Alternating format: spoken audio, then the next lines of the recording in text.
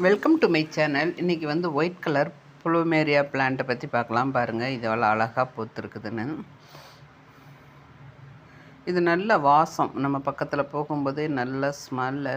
பூவும் வந்து டெய்லி அப்படியே வாடாமல் இருக்கக்கூடிய ஒரு பூ, வருஷம் முழுக்க பூக்கக்கூடிய ஒரு பூ. நம்ம கார்டனில் வச்சோம்னா எப்பயுமே நல்ல ஒயிட் அப்படியே பார்க்குறதுக்கு நல்லா அட்ராக்டிவாக இருக்கும். அதே நேரத்தில் இது ஃபென்ஸ்லேயும் வைக்கலாம், இல்லை நம்ம தனியாக வைக்கலாம். இது நல்லா படர்ந்து அடர்த்தியாக வளரக்கூடிய ஒரு பிளான்ட், செடி. அதனால் வந்து இதுக்கு இடம் நிறைய தேவைப்படுற மாதிரி இருக்கிற இடத்துல நம்ம வீட்டோட 4 கார்னரில் வைக்கலாம், இல்லை ஃபென்ஸில் வச்சுக்கலாம். இந்த மாதிரி வச்சோம்னா பார்க்குறதுக்கு அழகாக இருக்கும். பூவும் வந்து நல்ல லுக்காக இருக்கும். இப்போ பாருங்க, பூ வந்து இந்த செடி வந்து நம்ம கிளைய உடச்சிட்டு ஒரு கிளையை கட் பண்ணி எடுத்து அந்த கிளையை நல்லா கோகோபீட்டு, மண்புழு உரம், செம்மண் கலவை, நம்ம மாட்டேரு இல்லாட்டி ஆட்டுச்சாணம் இதெல்லாம் கூட நல்லா மிக்ஸ் பண்ணி மண்ணை நல்லா சாஃப்டாக பண்ணிக்கிட்டு அதில் அந்த செடியை, அந்த கிளையை நம்ம கட் பண்ணி எடுத்து ஒரு கிளையை வச்சுட்டு ஒரு 15 டேஸ்க்கு நிழல்லே வச்சு தண்ணி ஸ்ப்ரே பண்ணிக்கிட்டு வந்தோம்னா இந்த செடி வந்து இந்த நம்ம வச்ச கிளை வந்து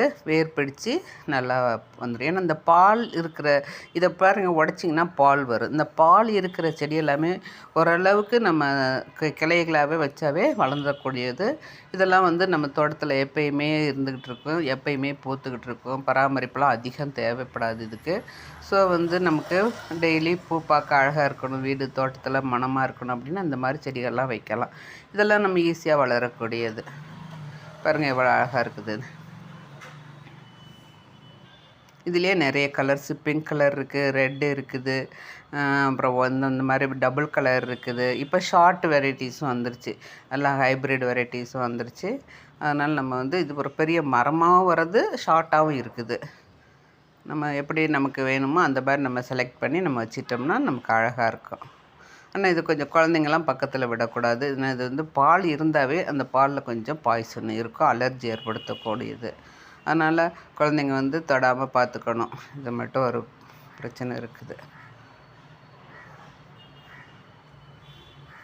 பாருங்கள் எவ்வளோ அழகாக பார்க்குறதுக்கு எவ்வளோ ரம்மியமாக இருக்குது. அந்த ஸ்மெல்லும் நல்லா இருக்குது. உங்களுக்கு என்னோட சேனல் பிடிச்சிருந்துச்சின்னா லைக் பண்ணுங்கள், ஷேர் பண்ணுங்கள், சப்ஸ்கிரைப் பண்ணுங்கள். தேங்க்யூ.